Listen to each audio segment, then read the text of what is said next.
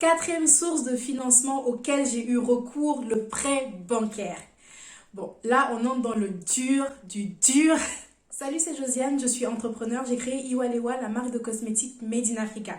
Je veux partager mon parcours afin de bâtir une communauté où nous pouvons évoluer tous ensemble en productivité, self-esteem et business. Dans les précédentes vidéos, on est passé de comment créer un produit cosmétique de A à Z, même si on ne s'y connaît pas, à combien ça coûte de faire tout ça. Si vous n'avez pas encore vu les précédentes vidéos, je vous recommande d'aller les voir parce que c'est une suite en fait. En tout cas, aujourd'hui, on reste dans le domaine de la finance parce que je vais vous dire comment est-ce que j'ai fait pour financer mon projet de cosmétique. Donc, pour recontextualiser, j'ai lancé mon projet pratiquement directement à la sortie de mon école.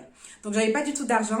J'ai combiné 5 sources de financement et comme j'ai bien galéré, je vais partager avec le recul que j'ai aujourd'hui quelques conseils, quelques recommandations qui pourront faciliter votre recherche de financement à vous, qui pourront peut-être un petit peu l'accélérer et mettre toutes les chances de votre côté pour l'obtenir. Gardez en tête que je suis pas du tout issue du monde de la finance, donc ce que je fais ici, c'est vraiment du partage d'expérience.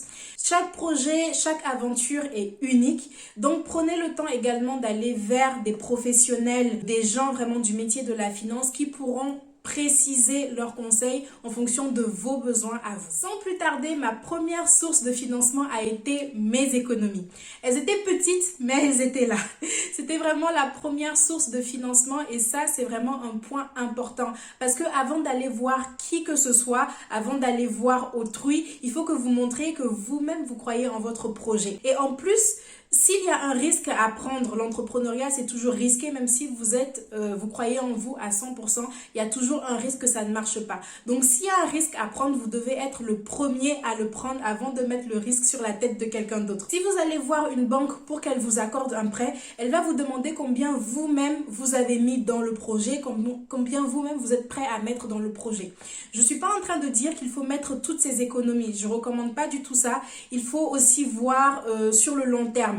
Donc, c'est à vous, en fonction de votre prévisionnel financier, qui allez vous dire, ok, je suis capable de mettre tant et tel montant est trop pour moi. Il faut quand même garder une marge de sécurité, mais à vous de faire vos calculs et surtout d'établir un prévisionnel financier avec beaucoup de rigueur. Je sais que c'est difficile parce que le prévisionnel financier, c'est souvent quelque chose de très abstrait. C'est-à-dire qu'on ne sait pas ce qui va arriver, mais on nous demande de nous projeter à 1 an, 2 ans, 3 ans. Mais en tout cas, faites-le avec beaucoup de rigueur, au moins sur la première année. C'est vraiment super important. Je reviendrai probablement sur les pièges dans lesquels il ne faut pas tomber lorsqu'on veut se lancer dans l'entrepreneuriat. Comment se préparer réellement, parce que en tout cas, moi, j'ai fait plein d'erreurs qui m'ont porté préjudice par la suite. L'aspect financier, c'est vraiment le point premier sur lequel vous devez être super rigoureux. Seconde source de financement, le love money, autrement dit l'argent des proches, de la famille, des gens qui vous aiment clairement. Comme je le disais tout à l'heure, moi quand je me suis lancée, c'était directement après mes études, donc j'avais pas beaucoup d'argent. Par contre, j'ai toujours eu la chance d'avoir une famille qui me soutenait vraiment. Et c'est ce soutien-là et les prêts qui m'ont été faits qui m'ont permis de débloquer toutes les sources de financement dont je vais vous parler par la suite. Parce qu'il faut bien savoir que les 5 sources de financement que je vous détaille, elles arrivent dans un ordre précis, dans un ordre à respecter. C'est super important. Il ne faut pas aller voir un banquier alors que vous n'êtes même pas au clair avec combien vous pouvez mettre dans le projet, par exemple. Ce ne sera pas accepté. Moi, si j'avais su cet ordre-là dès le départ, si j'avais eu assez d'informations, j'aurais gagné beaucoup de temps parce que je serais allée voir directement les bonnes personnes au bon moment. Elles auraient été plus réceptives à mon projet, à ce que j'ai à dire et elles auraient été peut-être plus enclines à me soutenir alors que j'ai perdu beaucoup de temps à aller à droite, à gauche comme ça et à me faire rejeter de toutes parts alors qu'en fait si j'avais juste attendu le bon moment pour parler aux bonnes personnes, elles auraient été réceptives et peut-être j'aurais eu moins de refus. Troisième source de financement, le crowdfunding ou financement participatif. C'est une méthode qui est de plus en plus répandue parce que là, s'il s'agit vraiment de financer votre projet par des individus, pas par une institution comme une banque. C'est vraiment hyper avantageux. Il y en a qui arrivent à financer leur projet 100% grâce à ça ou alors vraiment à majorité grâce à ça. C'est intéressant parce que vous n'avez pas besoin d'aller voir la banque finalement. Vous allez juste voir les gens et vous leur proposer de financer votre projet. Alors, il y a plusieurs types de financement participatif. Moi, j'ai choisi le financement participatif sous forme de pré-vente. Comme j'avais des produits, ça se prête vraiment au jeu quand vous avez des produits physiques à vendre. Les produits cosmétiques, c'est le cas.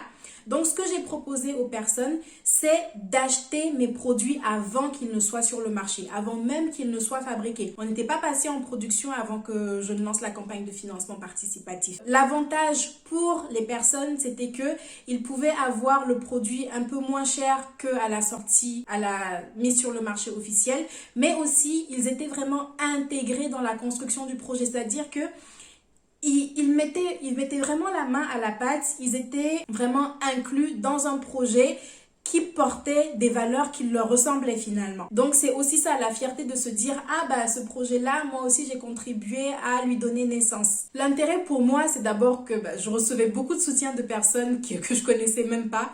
Et ensuite, ça me permettait d'avoir de l'argent en avance pour pouvoir financer une partie de ma production ensuite. Mais il y a surtout deux aspects du financement participatif, deux gros avantages, des rôles principaux même pour moi, dont on parle un peu moins que le financement en lui-même, que le cash. Le premier rôle, c'est que ça aide à prouver à la banque ou à un autre organisme de financement que votre projet, il a du potentiel. Parce que en soi, le nerf de la guerre, il est là. Si vous avez du mal à faire financer votre projet, c'est aussi parce que la personne en face de vous n'est pas 100% sûre que le projet va marcher et il n'a pas envie de perdre son argent.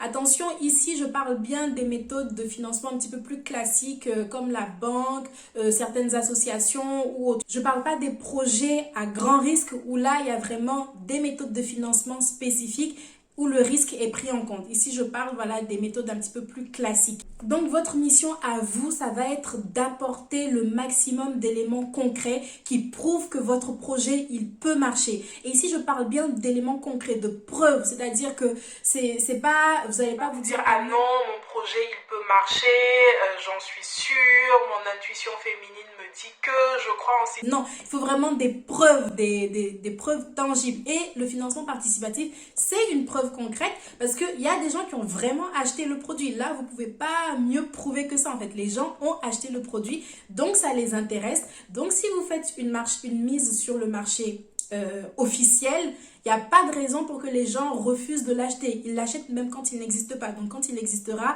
forcément, il y aura des acheteurs.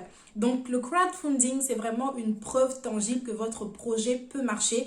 Et ça, c'est l'un des premiers rôles principaux dont on parle un peu moins, je trouve. Le second rôle du financement participatif, un peu moins connu ou dont on parle un petit peu moins, c'est que c'est un formidable tremplin en termes de communication.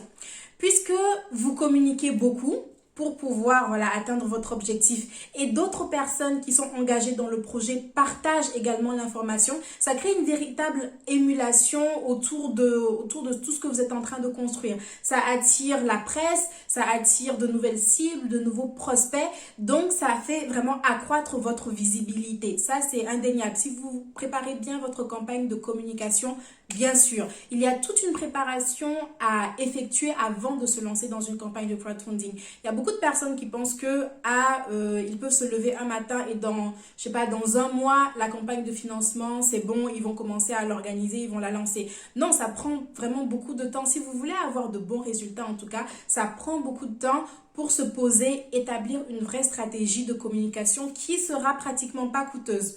Donc, je ferai peut-être une vidéo là-dessus, principalement avec les erreurs que j'ai pu commettre moi dans ma campagne de financement et ce que je pense avoir bien fait. Quatrième source de financement auquel j'ai eu recours, le prêt bancaire.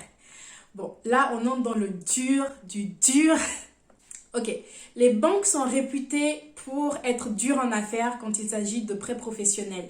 Et de plus en plus, plus le temps passe et plus on a l'impression que ça se durcit.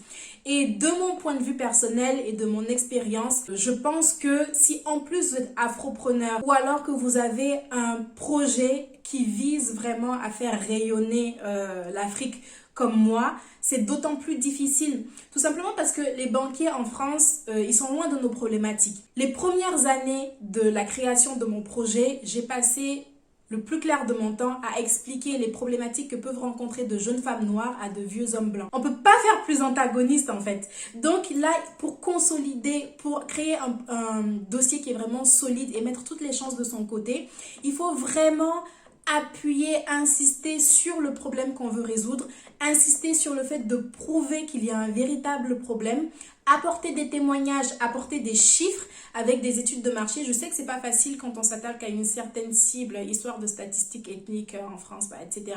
Mais en tout cas, il faut apporter le plus de preuves possible pour avoir un dossier solide.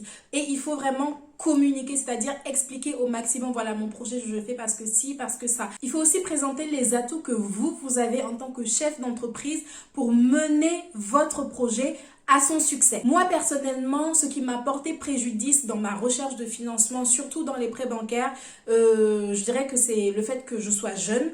J'étais encore plus jeune lorsque j'ai démarré et que j'ai commencé à démarcher les banques.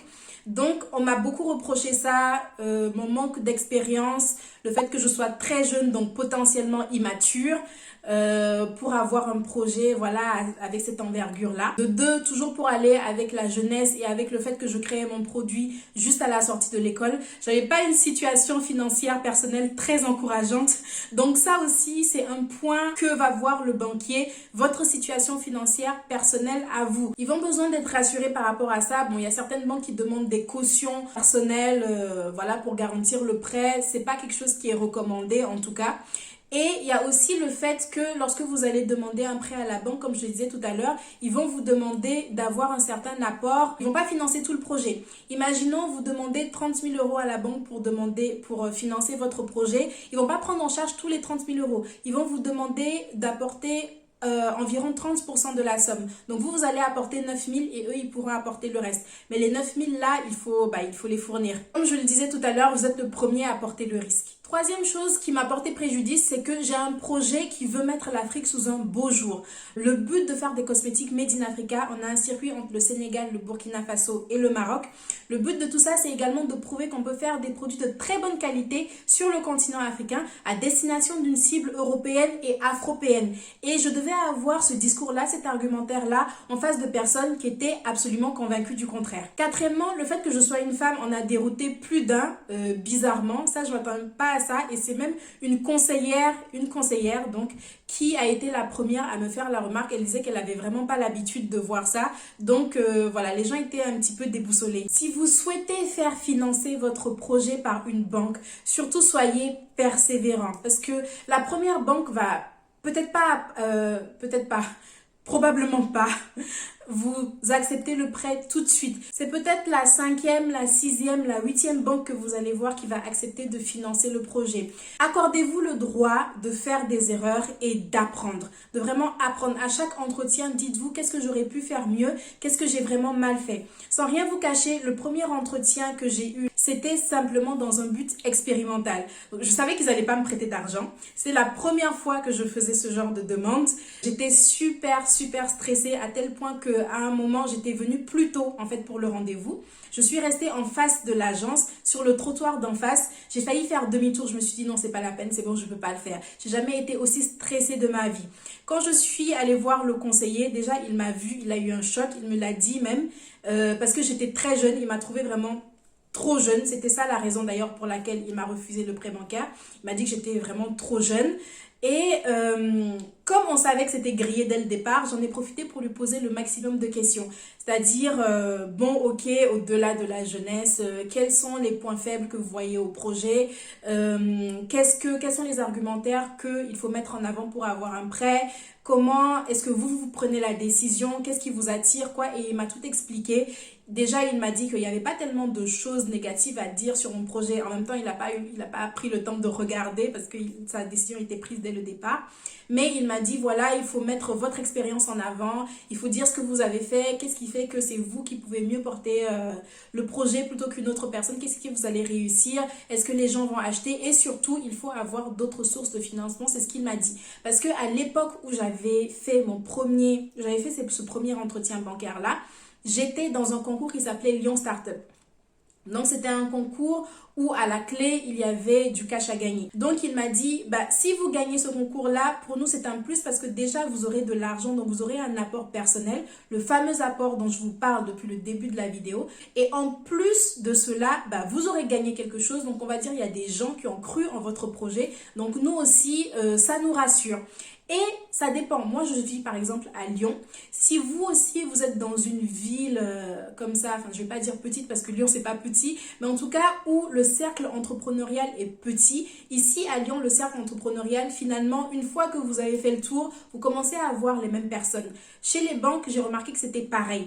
Il y a certaines banques qui connaissent bien certains cabinets comptables, qui connaissent bien certains concours parce qu'ils sont partenaires. Parce que parfois, pour aller donner des ateliers, pour aller donner des cours collectifs, on les appelle, eux ça leur fait de la pub parce que les entrepreneurs derrière, ils vont aller vers eux, ils les connaissent déjà. Et ça fait du contenu pour les organisateurs du concours qui peuvent provoquer des cours qualitatifs aux jeunes entrepreneurs qu'ils sont en train de former. N'hésitez pas vraiment à poser des questions, apprenez-en le maximum, apprenez également de vos erreurs s'il y a un entretien qui n'a pas marché. De toute façon, la réponse, elle est déjà, si la réponse est négative, ça ne va rien changer que vous demandiez, pourquoi vous m'avez dit non en fait. Demandez pourquoi vous avez dit non, comme ça je pourrais m'améliorer au moins pour les entretiens prochains. Cinquième et dernière source de financement à laquelle j'ai eu recours, le prêt d'honneur. Donc, tout à l'heure je parlais de la difficulté à avoir un prêt bancaire qui est réel. Mais je pense que le prêt d'honneur, c'est la source de financement qui m'a été la plus difficile à obtenir. Déjà, un prêt d'honneur, c'est quoi? Un prêt d'honneur, c'est un prêt à taux zéro qui est fait aux dirigeants personnellement pour justement augmenter ses apports personnels. Tout à l'heure, je vous disais que la banque va vous demander d'avoir un apport personnel pour financer aussi votre projet. Le prêt d'honneur, il est là pour augmenter vos apports. Il est proposé par certaines associations, par divers organismes selon là où vous habitez. Pourquoi ce prêt m'a été difficile à obtenir? Déjà parce que c'est une association qui me l'a octroyé.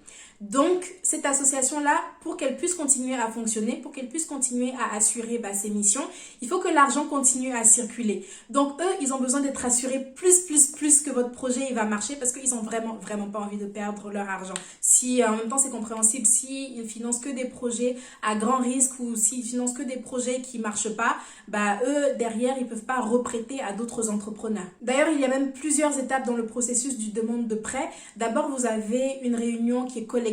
Ensuite, vous avez plusieurs entretiens individuels avec un référent qui vous est attribué. Et après, vous allez également passer devant un jury. Toutes ces étapes-là sont là dans le but de vous tester sur la maîtrise de votre projet, sur votre capacité à bien diriger le projet, sur votre ténacité aussi, je pense personnellement, et surtout sur la maîtrise des chiffres que vous présentez. Ça également, c'est un point super important. De façon générale, lorsque vous allez rechercher des financements, il faut que vous soyez au taquet sur vos chiffres. Donc les chiffres que vous présentez, quel chiffre d'affaires vous allez générer, de combien vous avez besoin pour financer quoi. C'est super important parce que ce sont des questions qu'on va vous poser. Déjà pour mieux comprendre votre projet, pas forcément pour vous piéger, mais aussi pour savoir si vous maîtrisez vos chiffres et si la gestion financière sera quelque chose que vous allez pouvoir mener à bien dans votre activité. Parce que c'est vrai que lorsqu'on crée une société, la gestion financière, c'est vraiment un point clé pour la réussite. C'est aussi ce qui fait échouer beaucoup de personnes malheureusement. J'ai obtenu mon prêt d'honneur 1 an après avoir déposé ma première demande, donc 1 an, c'est beaucoup. C'est également le temps à peu près qu'il m'a fallu pour toute la recherche de financement finalement parce que tout s'est fait un petit peu en continu. J'aurais gagné énormément de temps si j'avais eu les bonnes informations et surtout, si j'avais bien cherché les bonnes informations et surtout si j'avais su le bon ordre de la recherche de financement, qui allait voir au bon moment comme je le disais tout à l'heure. Si également j'avais bossé vraiment en amont, quels étaient mes atouts, quels étaient mes points faibles, comme ça j'aurais su dans mon argumentaire directement quoi mettre en avant et quoi un petit peu, pas camoufler, mais dire bon voilà, je sais que je suis pas forte en ça, mais voici ce que je fais soit pour compenser ou ce que je fais pour me mettre à niveau. Donc j'aurais vraiment gagné énormément de temps, je pense, si j'avais eu ces informations-là dès le départ. Mais en règle générale, la recherche de financement, c'est un processus qui demande de toute façon du temps. Donc il faut que vous vous y preniez bien à l'avant. Je dis ça parce que j'ai déjà reçu des messages sur Instagram de personnes qui me disaient je cherche des financements, c'est vraiment super urgent. Non, on ne cherche pas des financements quand c'est urgent justement. Il faut vraiment prendre le temps d'anticiper. Il faut être prévoyant. Et on recherche des financements sur du long terme, au moins sur 6 mois. Moi, 1 an, franchement, c'est abusé, mais au moins sur 6 mois, on se dit, voilà, je me cale 6 mois pour avoir ma recherche de financement. Donc, dans les 6 mois à venir, comment je fais? Il faut vraiment s'y prendre à l'avance. Et surtout, il faut bosser à fond son prévisionnel financier. Il faut savoir exactement de combien est-ce que j'ai besoin. Qu'est-ce que je vais financer avec ce qu'on va me donner? C'est une question qu'on va vous poser. Combien est-ce que je vais mettre pour que ça me rapporte combien? Et quand est-ce que ça va me rapporter? Ce sont des questions qui sont vraiment cruciales. Merci d'avoir suivi cette vidéo, j'espère que vous aurez été un petit peu utile. N'hésitez pas à me laisser vos remarques en commentaire. Si ce contenu vous a plu, abonnez-vous et activez la cloche pour voir encore d'autres de ce type. Mercredi prochain, je poste une vidéo, je pense, sur combien de temps ça prend de lancer son projet spécifiquement en cosmétique. Vous en faites pas, c'est que le début, donc je compte bien élargir un petit peu par la suite et parler d'autres types de projets. Dites-moi ce qui vous ferait plaisir en commentaire et je vous dis à mercredi prochain. Ciao!